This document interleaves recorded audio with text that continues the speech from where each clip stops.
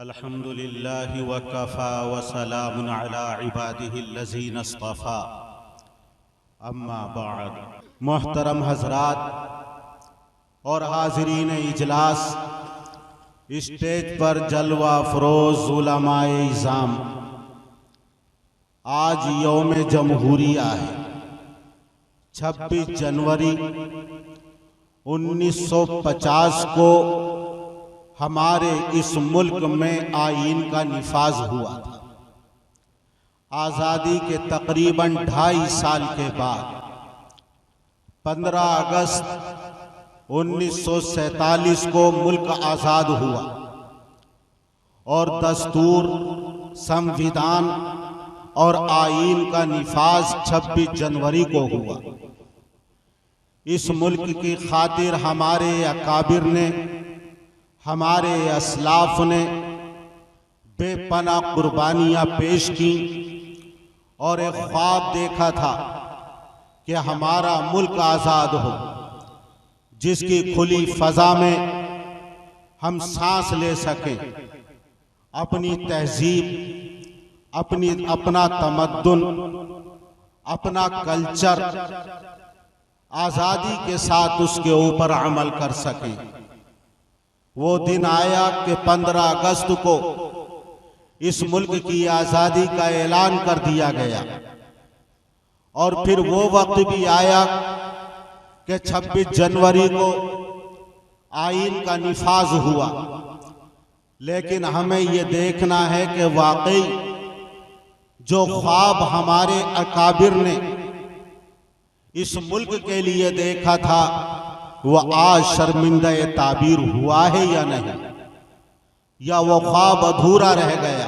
ते माजी की ताबानी कोई तारीख से पूछे, मेरे माजी की ताबानी कोई तारीख से पूछे, नहीं पाई कहीं असलाफ में महरूमियाँ हमने, हमारी जान सारी बरगो गुल गुंचे सुनाएंगे कि हर सुर्खी चमन को खूने दिल से की अता हमने। हमारी सादा लोही पर जमाना महवे हैरत है, बहारे गुल सिता कर दी नसीबे दुश्मना हमने। वही करते हैं देखो आज बैरूने चमन हमको, वही करते हैं देखो आज बैरूने चमन हमको, चमन में जिनकी खातिर की चमन आराइयां हमने। लेकिन मार्का जब भी आया हक व बातिल हम न घबराए, मार्का जब भी आया हक व बातिल हम न घबराए, बिसाते जुल्म ही अक्सर उलट दी हर ज़मां हमने, बिसाते जुल्म ही अक्सर उलट दी हर ज़मां हमने। एक वक्त वो था कि जब हिंदुस्तान पर बरतानवी साम्राज्य मुसल्लत था और ये हमारा मुल्क बड़ा जरखेज, बड़ा मालदार और तवंगर, यहाँ तक कि पूरे आलम और पूरी दुनिया में सोने की चिड़िया के नाम से शोहरत रखता था। यहाँ हर तरह के मादनियात, कुदरती खजाने और जमीन की पैदावार, हीरे जवाहरात और कीमती मोतियों के साथ साथ यहाँ अल्लाह ने हर तरह की पैदावार से नवाजा था। यहाँ के बाज कलकत्ते के सेठ, एक एक सेठ इतना मालदार था कि बरतानिया की ईस्ट इंडिया कंपनी पूरी की पूरी के पास इतनी दौलत नहीं थी। यहाँ के जगत सेठों के पास इतनी मालो दौलत, इतना मालो दौलत था। सूरत का एक बहुत बड़ा सेठ अब्दुल गफूर नाम का, उसके पास इतनी दौलत थी, इतनी दौलत थी कि बरतानिया और इंग्लैंड के जो बैंक हैं उनके पास भी इस एक सेठ के बराबर दौलत नहीं थी। कितना अल्लाह ने नवाजा था। औरंगजेब रहमतुल्लाह अलैह जब दक्कन की मुहिम पर जा रहे थे तो उन्होंने अपने कारिंदों को यह हुक्म दिया कि आगरा और दिल्ली के जो चांदी के सिक्के हैं उनका वजन किया जाए। हजारों की तादाद में कारिंदे और वर्कर 6 महीने तक चांदी के खजानों का वजन करते रहे, लेकिन तब भी चांदी के खजानों को वजन ना कर सके। इतनी दौलत से अल्लाह ताला ने माला माल किया था। अशरफियां और सोने के सिक्कों की तो बारी भी नहीं आई थी। और इसी मालो दौलत को देखकर, कुदरती ज़खायर और खजानों को देखकर यूरोप, इंग्लैंड, फ्रांस, पुर्तगाल और डेनमार्क इन मुल्कों की राज टपकती थी और ये चाहते थे कि किसी तरीके से भी इस मुल्क को हम अपने कब्जे में ले लें और यहाँ के माल और दौलत को लूट लें। सबसे पहले पुर्तगाल का एक काफिला वास्को डी गामा की सरगर्दगी में हिंदुस्तान आया और उसने यहाँ तिजारत शुरू की।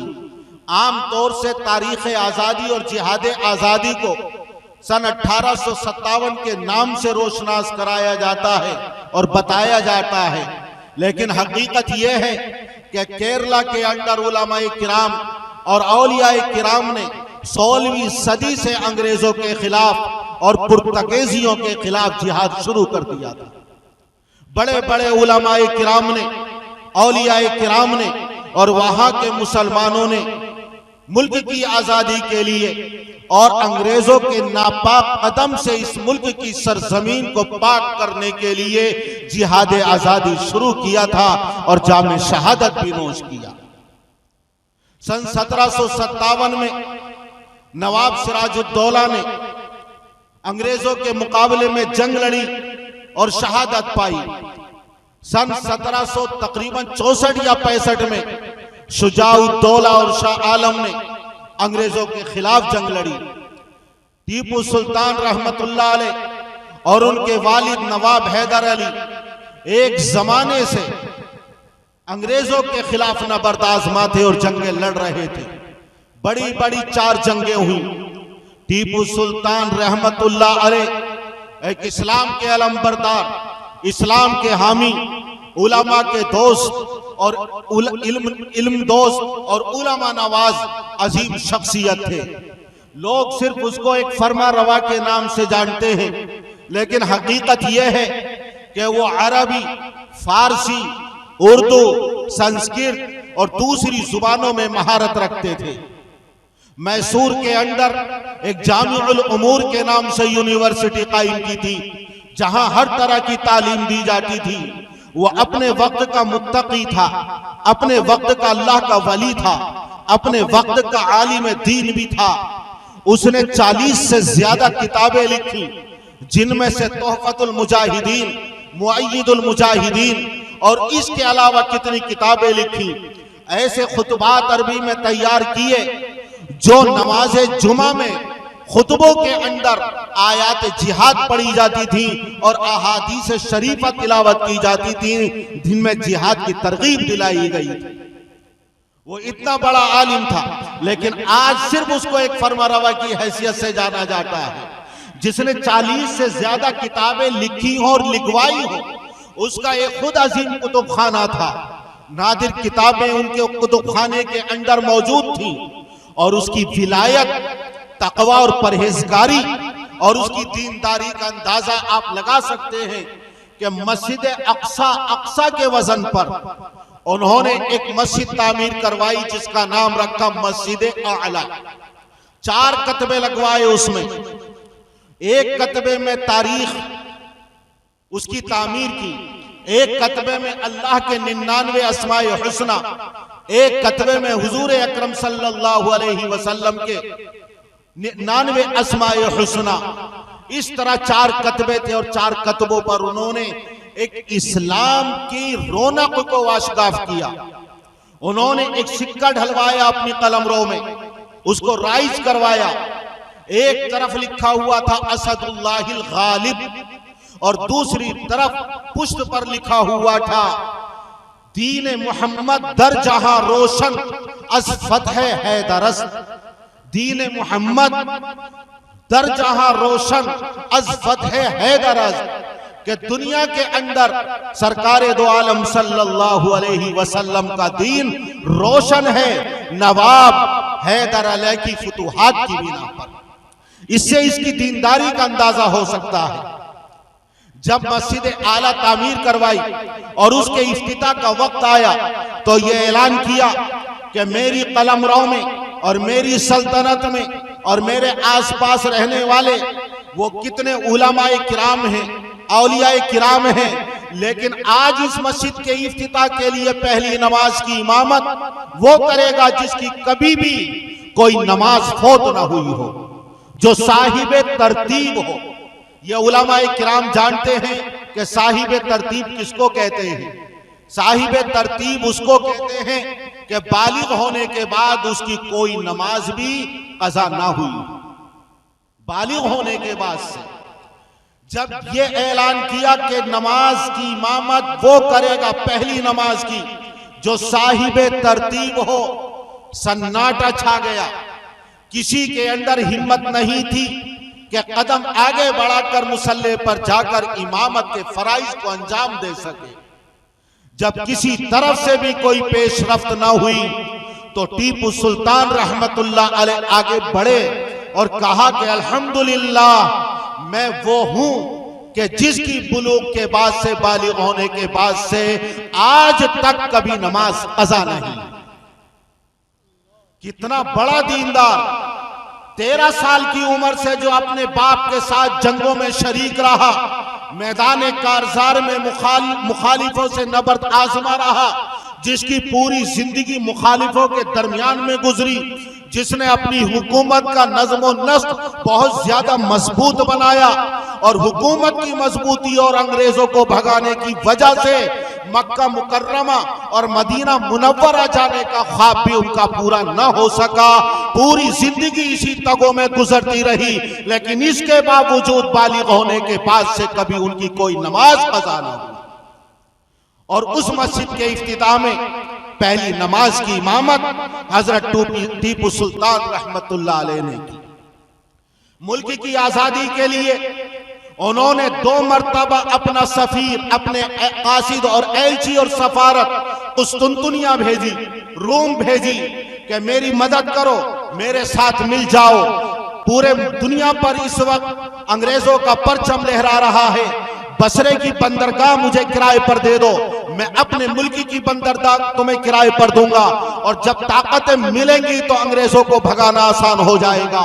निजाम हैदराबाद से कहा कि तुम भी मुस्लिम हो, मैं भी मुसलमान हूं, मेरे साथ इत्तिहाद कर लो, जब भी हम मुल्क के अंदर बाइज्जत तौर पर रह सकते हैं, हमारा मुल्क आजाद होगा और हम आजादी के साथ शायर इस्लाम पर अमल कर सकेंगे और अंग्रेजों को भगाने में हम कामयाब हो जाएंगे। और अगर मेरी दोस्ती पर और मेरे खुलूस पर और मेरी वफा पर कोई शक है तो मैं अपने लड़के का तुम्हारी लड़की से निकाह करने के लिए तैयार हूं, ताकि हिंदुस्तान की तमाम अवाम को इस बात का यकीन हो जाए कि टीपू सुल्तान अपनी बातों में सच्चा है, रास्तगो है। लेकिन निजाम हैदराबाद ने इत्तिफाक न किया। हिंदुस्तान के राजाओं से, महाराजाओं से, नवाबों से और दूसरी छोटी मोटी रियासतों से सबके पास उन्होंने सफारतें भेजी, सबसे इत्तिहाद कायम करना चाहा, लेकिन अंग्रेज बड़ा शातिर था, बड़ा चालाक था। उसने निजाम हैदराबाद को अपने साथ लिया, मरहटों को थपक कर खामोश किया, दूसरों को वर्गलाया, बगावतें उसने बर्पा की, और फिर आखिरी मार्का था कि टीपू सुल्तान का चारों तरफ से मुहासरा करके इस आखिरी मार्के को अंजाम देकर टीपू सुल्तान को शहीद कर दिया जाए। लिहाजा मुहासरा कर लिया गया और मीर सादिक गद्दार उसने रहनुमाई की, अंग्रेजों के महल में दाखिल किया। जिस दिन अंग्रेजों ने टीपू सुल्तान रहमतुल्लाह अलैह का मुहासरा करके उनके महल पर हमला किया है, उस दिन की फजर की नमाज भी टीपू सुल्तान रहमतुल्लाह अलैह ने अदा फरमाई और फिर अंग्रेजों के मुकाबले में आ गए, घोड़े पर सवार, उनके हरम की खातीन भी सवार, और अंग्रेजों से दस्त बदस्त जंग शुरू कर दी। जिधर भी जाते थे सफे उलट जाती थी, खाको खून में तड़पती हुई अंग्रेजों की और मुखालिफों की लाशें नजर आती थी। कितनी खातीन ने जो हरम की थी मुल्क की आजादी के लिए जामे शहादत नोश किया। और टीपू सुल्तान रहमतुल्लाह अलैह मई के महीने में 1799 में निहायत गर्मी के मौसम में तपती हुई धूप में सुबह से लेकर 7 घंटे तक अंग्रेजों से जंग करते रहे। और जब प्यास से बेताब हुए, जब पानी के लिए हाथ बढ़ाते थे तो साकी भी गद्दार नजर आते थे, किसी ने पानी देना भी गवारा न किया। यहां तक कि इस शहीद ने अपने तिश्ना लबों को जामे शहादत से तर किया और मुल्क की आजादी के लिए अपनी जान को ये कहते हुए कुर्बान कर दिया कि शेर की एक लम्हे की जिंदगी गीदड़ की 100 साला जिंदगी से बेहतर है। मुल्क की आजादी के लिए हमारी कुर्बानियां रोजे अव्वल से जारी रही, यहां तक के सन 1947 पर आकर हमारी कुर्बानियों के नतीजे में यह मुल्क आजाद हुआ है। 250 साल तारीख है, एक सुनहरी कड़ी है, एक सोने की जंजीर है कि कहीं भी वहां इनक़िता नजर नहीं आएगा। वो सुनहरी जंजीर कहीं भी टूटी हुई नजर नहीं आएगी। बिरादरान वतन ने भी कुर्बानियां दी हैं, हम उनका इनकार नहीं करते। ये कौमी यकजहती का भी इजलास है, लेकिन आखिरी दौर में बिरादरान वतन हमारे साथ हुए हैं। अलम बुलंद किया है तो हमने, फतवा जिहाद दिया है अंग्रेजों के खिलाफ तो वो हम थे। हजरत शाह अब्दुल अजीज मुहद्दिस देलवी रहमतुल्लाह अलैह ने जब ये देखा कि शहंशाहियत का आफताब गुरूब हो गया है और बरतानवी साम्राज्य का आफताब तुलू हो रहा है, उन्होंने शाह आलम को अपना वजीफा खार बना लिया और ये ऐलान कर दिया कि खल्क खुदा की, मुल्क बादशाह सलामत का और हुक्म कंपनी बहादुर का। बड़ी चालाकी से ये 3 नारे दिए, खल्क मखलूक खुदा की, मुल्क बादशाह सलामत का यानी तैमूर और मुगल बादशाहों का ही मुल्क रहेगा, लेकिन हुक्म कंपनी बहादुर यानी ईस्ट इंडिया कंपनी का चलेगा। ये ऐसी भी शोबत बाजी थी कि उस जमाने के बड़े बड़े मुफक्किर, बड़े बड़े उलमा और दानिश्वर भी इस जालसाजी को और इस मकर और फरेब को ना समझ सके। लेकिन हजरत शाह अब्दुल अजीज रहमतुल्लाह अलैह इन शोबत बाजियों से मुतासिर होने वाले नहीं थे। उन्होंने समझ लिया कि अब मुल्क, क्योंकि बहुत सारे तो इस शजोपन में मुब्तला थे कि आया ये दारुल इस्लाम है या दारुल हर्ब है या दारुल अमन है। पहले की तरह जैसे मुगल बादशाहों की हुकूमत थी, अंग्रेजों ने भी नाम दिया कि मुल्क बादशाह सलामत का, तो क्या पहले की तरह ये दारुल इस्लाम रहा? नारा ये दिया कि हुक्म कंपनी बहादुर का चलेगा, तो क्या ये दारुल हर्ब हो गया कि अब अंग्रेजों से जंग करना और जिहाद करना हर मुहिब्बे वतन पर फर्ज है, वरना वतन से हिजरत कर जाना उसके लिए लाजमी और जरूरी है? या ये हमारे लिए दारुल अमन हो गया कि जहां हमारी जान, हमारा माल, हमारी जमीन और जायदाद और हमारे कारोबार महफूज हैं, तो कोई भी फैसला नहीं कर पा रहा था। शाह अब्दुल अजीज मुहद्दिस देलवी रहमतुल्लाह अलैह ने तमाम राहें खोल दी और एक राह मुतय्यन कर दी कि तमाम कानून साजी के इख्तियारात अब अंग्रेजों के हाथ में हैं। मजहबी एहतराम खत्म हो गया है, हमारी ज़मीर की आजादी छीन ली गई है, मजहबी आजादी छीन ली गई है। अब ये मुल्क न दारुल अमन है और न दारुल इस्लाम है, बल्कि अब ये दारुल हर्ब बन गया है। इसलिए हम मुहिब्बे वतन पर यह फर्ज है कि अंग्रेजों के खिलाफ जिहाद करें, वरना इस मुल्क से हिजरत कर जाए।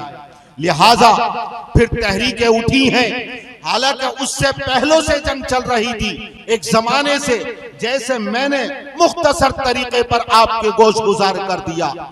हजरत सैयद अहमद शहीद रहमतुल्लाह अलैह, उनको अपने इसका इंचार्ज बनाया, अपने भतीजे हजरत इस्माइल शहीद रहमतुल्लाह अलैह को जिहाद के लिए वक्फ कर दिया।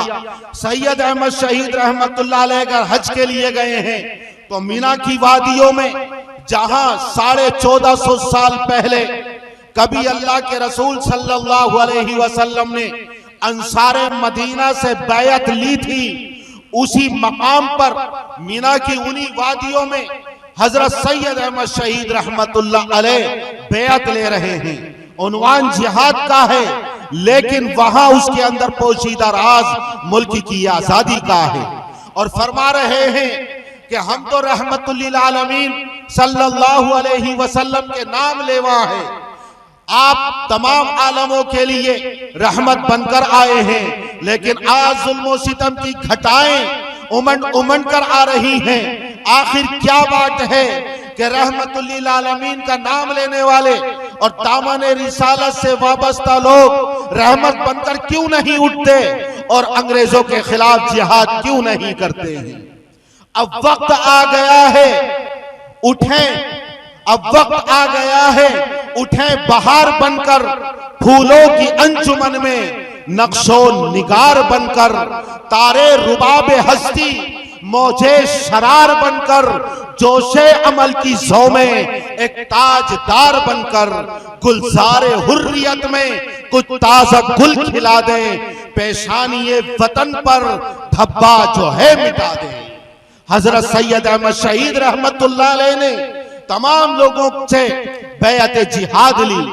हजरत इस्माइल शहीद रहमतुल्लाह अलैह के जो हजरत शाह वलीउल्लाह रहमतुल्लाह अलैह के फलसफे की तफसीर थे, जो दिन के अंदर गर्मी के मौसम में दिल्ली की जामा मस्जिद के संगीन फर्श पर टहलते थे और उन्होंने गर्मी की तमाशत के एहसास को खत्म कर दिया था।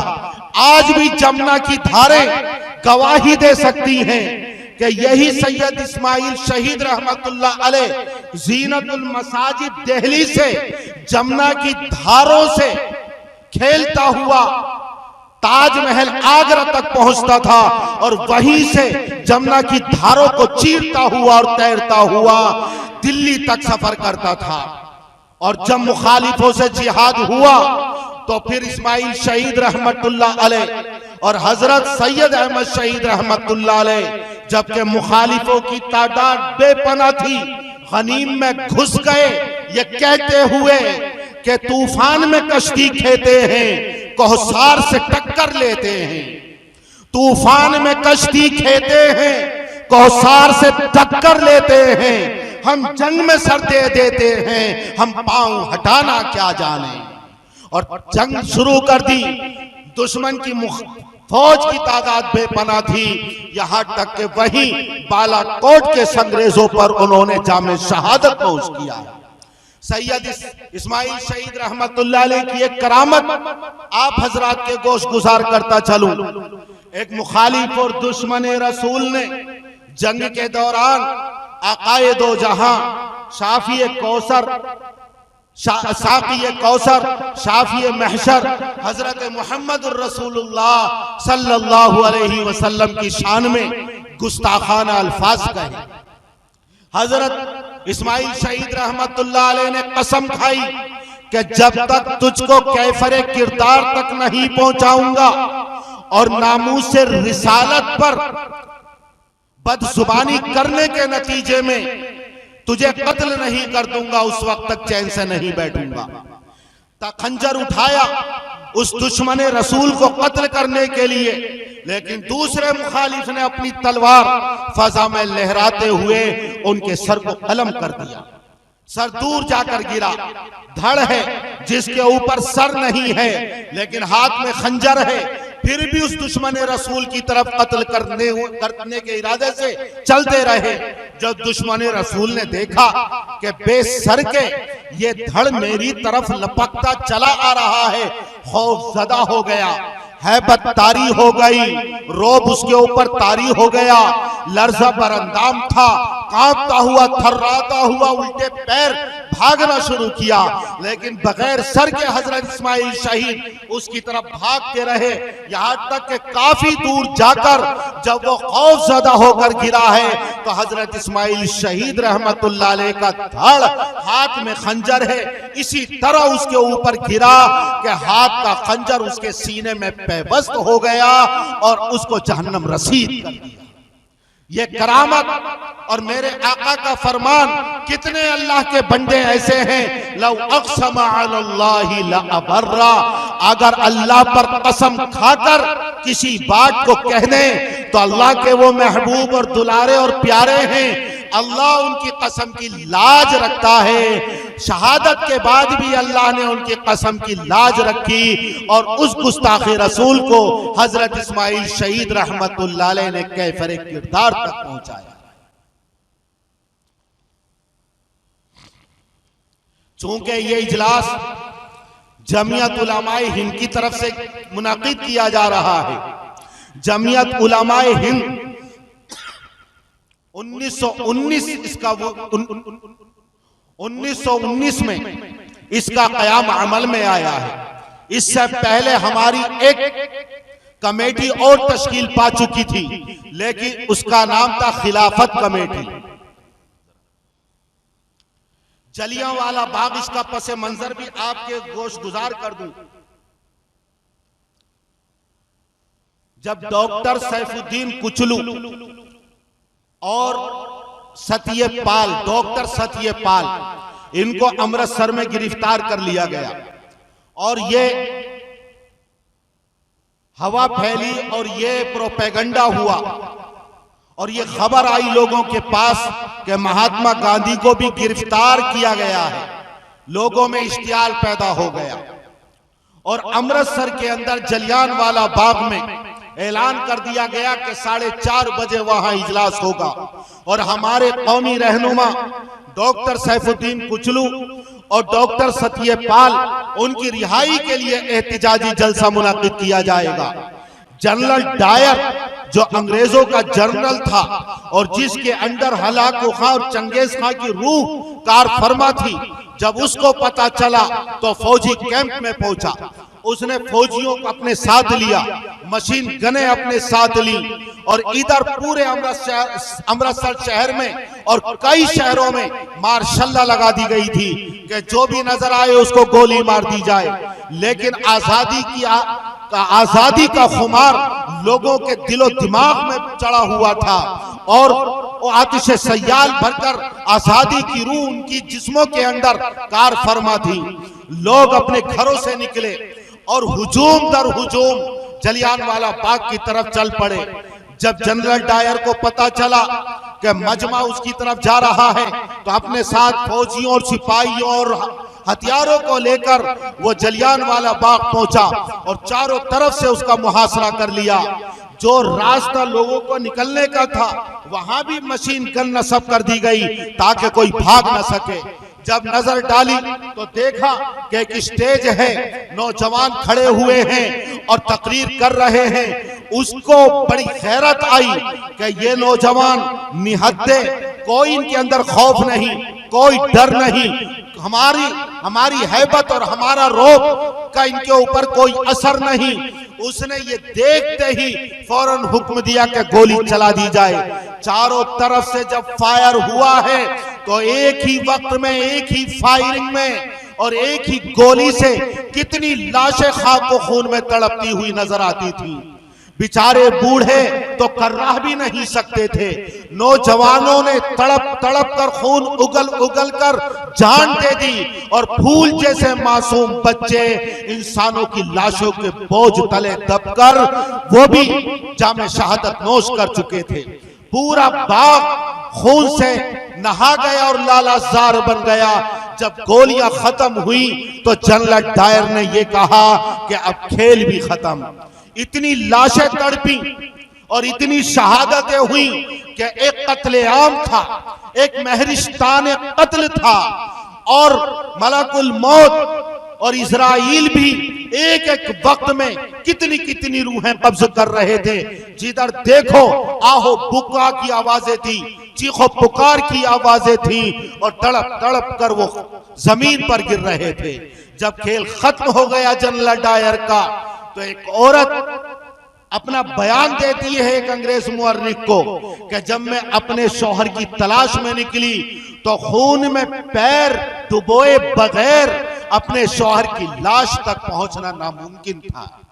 मैंने उस बाग के अंदर खून के सैलाब को पार किया और लाशों का अंबार हटाकर अपने शौहर की लाश को निकाला और वहां देखा कि रात का सन्नाटा है, खूंखार दरिंदे लाशों को नोच रहे हैं, कुत्तों की भौंकने की आवाजें आ रही हैं, जो जख्मी हैं वो तड़प रहे हैं, जो बच्चे जख्मी हैं वो भी कर्रा रहे हैं। इसी तरह पूरी रात गुजारी और सुबह होने पर इस जल्लत डायर ने अपने अपने मजहब के मुताबिक किसी की लाश को तजहीज़ और तकफीन करने की इजाजत भी ना दी, अस्पतालों में जख्मियों को इलाज करने की इजाजत भी ना दी।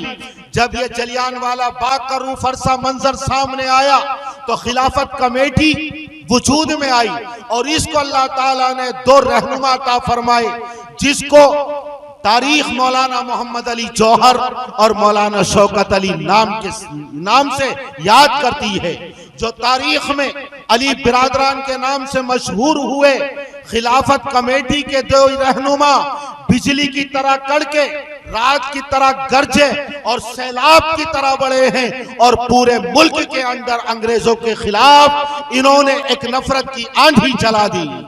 इनकी आवाज के सामने हर आवाज दबकर रह गई, जो इनके सामने आया वो ठोकरों से रौंद दिया गया। अगर मुसलमान ने भी तहरीक खिलाफत की मुखालफत की है, अगर वो मर गया है तो कोई उसकी नमाज जनाजा पढ़ने वाला नहीं था। तहरीक खिलाफत की अगर किसी ने मुखालिफत की तो उनकी तजहीज़ और तकफीर करने वाला भी कोई मुसलमान नजर नहीं आता था। इतनी मकबूलियत अल्लाह ताला ने इनको अता फरमाई और उसी जमाने में फिर जमीयत उलमाए हिंद का वजूद अमल में आया और ये जमीयत कायम हुई और इसके रहनुमा दीनदारी में, तकवा परहेजगारी में, दयानतदारी में, उसूल पसंदी में, शुजात और बहादुरी में एक अनोखी मिसाल रखते थे। अब ये दो ताकतें मिल गईं और अंग्रेजों के खिलाफ सबसे पहले खिलाफत कमेटी ने इलाहाबाद में इजलास कायम किया और उसमें हुकूमत को, अंग्रेज को, बरतानवी साम्राज्य को ये बावर कराया, अगर तुर्कों की शिकायतें दूर न की तो हम इस तहरीक को तेज तर कर देंगे। और दिल्ली के अंदर जमीयत उलमाए हिंद ने शेखुल हिंद रहमतुल्लाह अलैह की सदारत में, जो अभी अभी माल्टा के कैद खाने से रिहा होकर आए थे, उनकी सदारत में एक इजलास मुनक्किद हुआ और नॉन कोऑपरेशन, अदम ताउन और बाइकाट का यह रिजोल्यूशन पास किया गया। और उसके बाद फिर कराची के अंदर एक इजलास हुआ जिसमें तहरीक खिलाफत के रहनुमा थे और जमीयत उलमाए हिंद के भी रहनुमा थे। तकरीबन 474 उलमाए किराम ने उस फतवे के ऊपर दस्तखत किए हैं, जिसके अंदर हजरत शेखुल इस्लाम मौलाना हुसैन अहमद मदनी, मौलाना निसार अहमद, मौलाना मोहम्मद अली जौहर और दूसरे उलमाए किराम सूबा आसाम, बंगाल, बिहार और सिंध और सरहद के इलाके के लोग और दूसरे सूबों के 474 उलमाए किराम ने उस फतवे के ऊपर दस्तखत किए और उसकी कापियां पूरे मुल्क के अंदर तकसीम की। अंग्रेजों को जब पता चला तो फतवे को जब्त कर लिया, कापियां जब्त कर ली गई और इन फतवे पर दस्तखत करने वालों के खिलाफ गैर जमानती वारंट जारी कर दिए गए। एक अंग्रेज जनरल गोरा फौज के साथ देवबंद पहुंचा, शेखुल इस्लाम रहमतुल्लाह अलैह को गिरफ्तार किया, मौलाना मोहम्मद अली जौहर को गिरफ्तार किया, मौलाना शौकत अली रहमतुल्लाह अलैह को गिरफ्तार किया और ये इनके ऊपर मुकदमा चलाया गया जो मुकदमा कराची के नाम से मशहूर है। खालिद दीन हाल के अंदर उनकी पेशी होने वाली है। सुबह से ही फौज चारों तरफ फैला दी गई। लोग महवे हैरत हैं और हैरत ज़दा हैं, आखिर क्या बात है, क्या अनहोनी होने वाली है, क्या अनोखा मामला पेश आने वाला है। लेकिन कई घंटों के बाद जीवें और कारें आई आगे और पीछे और बीच में ये हमारे मुजाहिदीन आजादी थे। खालिद दीन हाल के अंदर हजरत शेखुल इस्लाम रहमतुल्लाह अलैह को जब पेश किया गया तो उन्होंने जो उसमें बयान दिया है, वाकई वो जुर्अत और बेबाकी, शुजात और बहादुरी का आला शाहकार था। हजरत शेखुल इस्लाम रहमतुल्लाह अलैह ने वहां अंग्रेज जज के सामने कहा कि अगर गवर्नमेंट ये चाहती है कि हमारी आजादी सल्ब कर ली जाए तो साफ साफ ऐलान कर दिया जाए, मुल्क में बसने वाले 22 करोड़ मुसलमान फैसला करेंगे क्या उन्हें आजाद रहना पसंद है या अंग्रेज की रियाया बनकर रहना पसंद है। लेकिन मुल्क में 22 करोड़ हिंदू भाइयों को भी सोचना होगा कि वो अंग्रेजों की रियाया बनकर रहना पसंद करेंगे या नहीं। और फिर अगर कहा कि अगर लॉर्ड रेडिंग हिंदुस्तान इसलिए भेजे गए हैं कि हमारे कुरान मुकद्दस को जला दें, हमारी हदीसों को मिटा दें, हमारी फिक़ह की किताबों को दरिया तबाह बर्बाद कर दें, तो याद रखो इसके ऊपर सबसे पहले अपनी जान को कुर्बान करने वाला हुसैन अहमद मदनी होगा। यह शेखुल इस्लाम रहमतुल्लाह अलैह का भरी अदालत के अंदर बयान था। बेखौफ चले संगीनों पर और रोक ली गोली सीनों पर, बेखौफ चले संगीनों पर और रोक ली गोली सीनों पर, लिखा है हमारी जबीनों पर, हम सर को झुकाना क्या जाने। मुजाहिदीन आजादी और खास तौर से उलमाए देवबंद, आप देखेंगे शुरू से लेकर आखिर तक हर मैदान में, हर कदम पर, हर महाज पर उनका नाम तारीख में जली हुरूफ से लिखा हुआ नजर आएगा। और आजादी की पेशानी पर हमारे अकाबिर का नाम सोने के पानी से लिखा हुआ नजर आएगा। जब शामली की जंग लड़ी है तो उसमें हमारे अकाबिर पेश थे।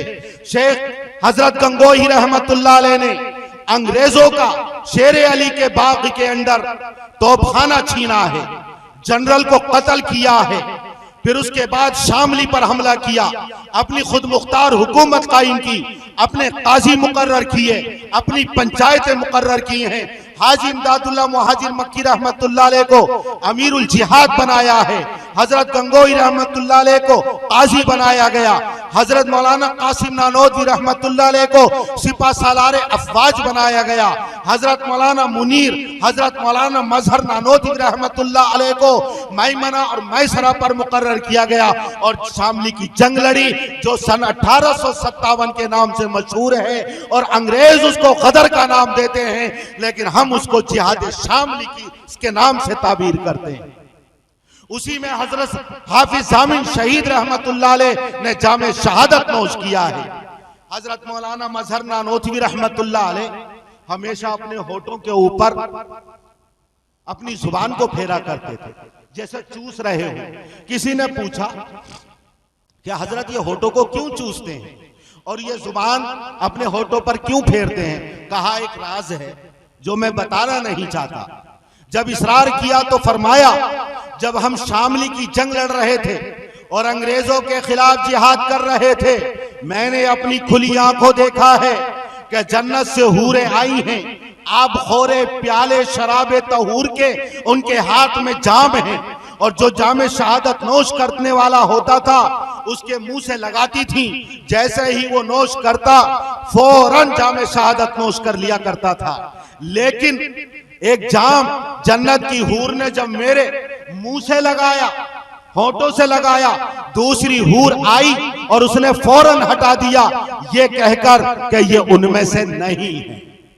तो चूंकि वो जाम जन्नत का, शराबे तहूर का मेरे होठों से लग चुका था, वो एक जमाना बीत गया, लेकिन आज तक उसकी मिठास मैं अपने होठों पर महसूस करता हूं और उसी की चाशनी, हलावत और शीरीनी से लुत्फअंदोज होने के लिए आज तक अपने होठों के ऊपर जुबान फेरा करता हूं।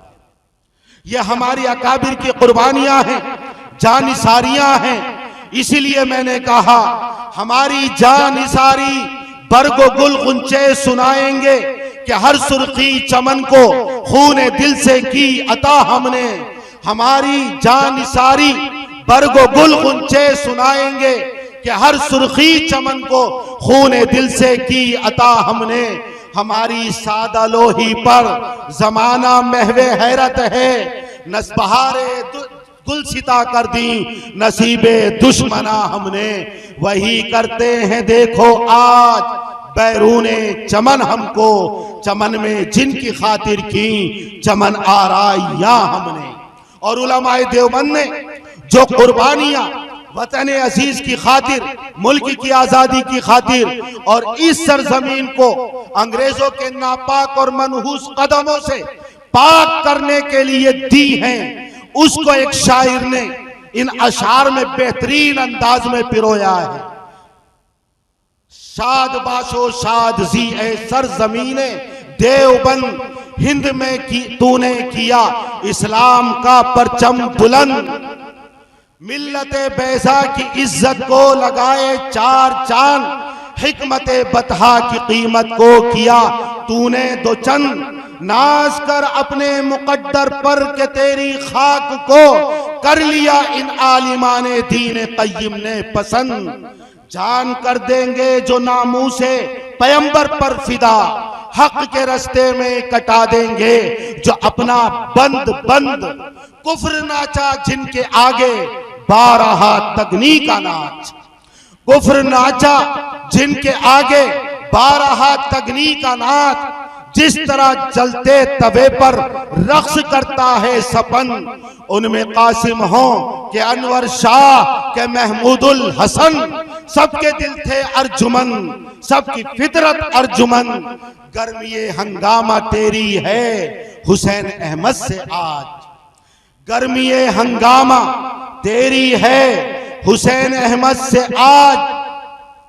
जिनसे परचम है रिवायाते सलफ का सर बुलंद। व आखिरु दावाना अनिल हम्दुलिल्लाहि रब्बिल आलमीन।